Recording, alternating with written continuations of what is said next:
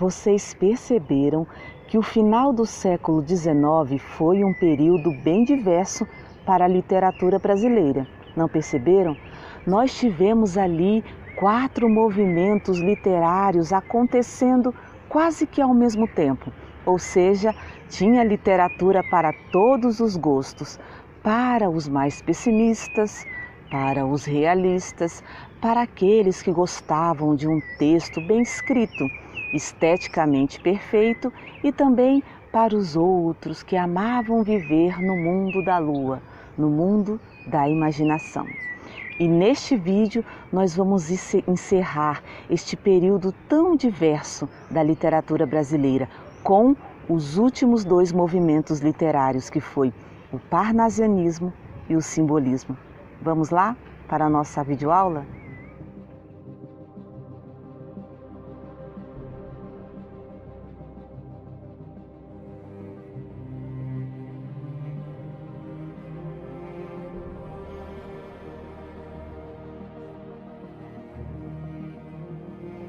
Nós estudamos na aula anterior que o realismo e o naturalismo foram movimentos literários ligados às questões sociais e científicas da época.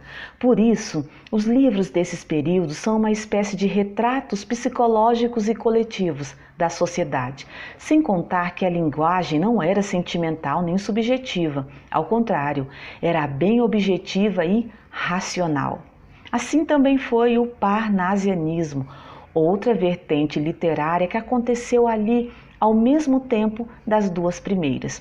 Mas, enquanto o realismo e o naturalismo racionalizavam as questões sociais, o parnasianismo racionalizou as questões textuais. Por isso, os escritores parnasianos valorizavam muito a aparência do texto, as regras da boa escrita e calculavam ali milimetricamente cada verso do poema. Vale lembrar que o parnasianismo foi um movimento que atuou apenas na poesia. Então nós temos aí um principal nome parnasiano, que foi Olavo Bilac. O poeta Olavo Bilac, o príncipe dos poetas. Até essa época, embora nós tivéssemos excelentes poetas aí na literatura brasileira, mas eles não tinham aquele reconhecimento, aquele renome social.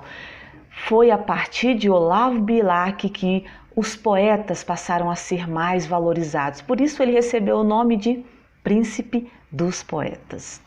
Mas Olavo Bilac não foi apenas poeta. Eu mostrei aí no material escrito que ele foi um escritor múltiplo. Além de poeta, foi cronista, jornalista, também escreveu um pouco, os primeiros passos ali da literatura infantil. Bom, Olavo Bilac, embora na literatura poética ele fosse uma pessoa ali, não vou citar, não vou entrar em brigas, não vou falar muito de política, ele era meio o isentão, digamos assim. O movimento parnasiano se afastou dessas questões sociais e entrou mais na estética do texto. Mas isso era só nos poemas. Olavo Bilac, quando saía dos poemas e entrava no outro lado da sua escrita, que era o lado jornalístico, aí sim, ele era um defensor da sociedade e falou sobre tudo, defendeu tudo mesmo, mas não com aquele tom crítico, agressivo, como nós vemos nos jornalistas de hoje, com o dedo em riste, apontando e acusando as pessoas. Não, Olavo Bilac era um jornalista com um discurso inteligente, que ao mesmo tempo que ele militava a favor da sociedade e dos menos favorecidos, ele tinha uma escrita inteligente, carregada ali também da sensibilidade, de uma razão e não apenas de gritar para a sociedade os problemas da época. Vale lembrar também que eu já escrevi um artigo sobre o jornalista Olavo Bilac. E se você quiser dar uma lida nesse artigo e conhecer mais sobre esse outro lado do nosso poeta, dá um pulinho no meu blog e procure lá sobre o artigo O Jornalista Olavo Bilac. Bom, por falar neste poeta tão amplo na área da escrita, vamos ler um poema dele, que inclusive está no material escrito. Vamos lá? Fala sobre a importância de envelhecer. Ele tinha essa maneira de trazer temas tão relevantes da existência para a poesia. Inclusive foi esses temas também, temas assim ligados à moral, à ética, que foram a base dos seus textos infantis. Então vamos ler aqui esse poema sobre a maturidade? Acompanha comigo aí na tela. Olha estas velhas árvores, mais belas do que as árvores moças, mais amigas, tanto mais belas quanto mais antigas, vencedoras da idade e das procelas. O homem, a fera e o inseto à sombra delas vivem livres de fomes e fadigas, e em seus galhos abrigam-se as cantigas e a alegria das aves tagarelas. Não choremos jamais a mocidade, envelheçamos rindo, envelheçamos como as árvores fortes envelhecem, na glória da alegria e da bondade, agasalhando os pássaros nos ramos, dando sombra e consolo aos que padecem. Olavo Bilac.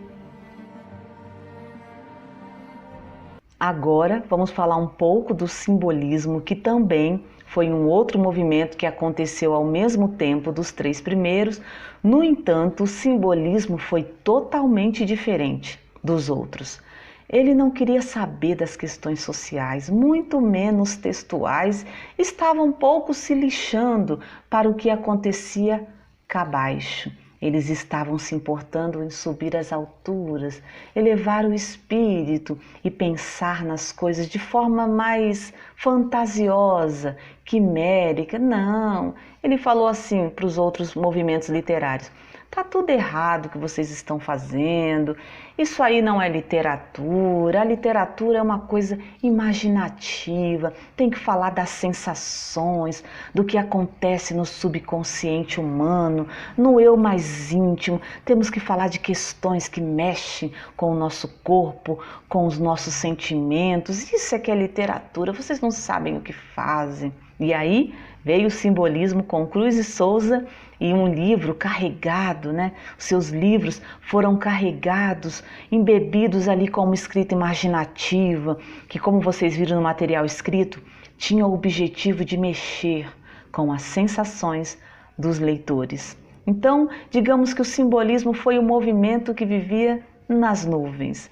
Talvez por acontecer numa época de muitas transformações científicas, sociais, tecnológicas no Brasil e no mundo, mas principalmente aqui no Brasil, o simbolismo não teve tanta força, foi bastante ofuscado pelo racionalismo da época. Mas é uma literatura muito interessante, é um período literário rico para o Brasil e que vale a pena vocês lerem também os autores dessa época. Nós vamos terminando aqui. Que esse final do século XIX foi bastante diverso para a literatura. 4 movimentos ao mesmo tempo.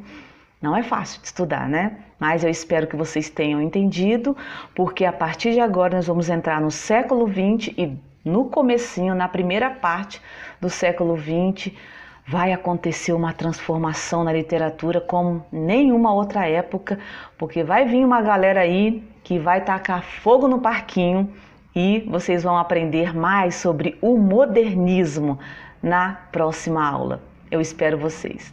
Até lá!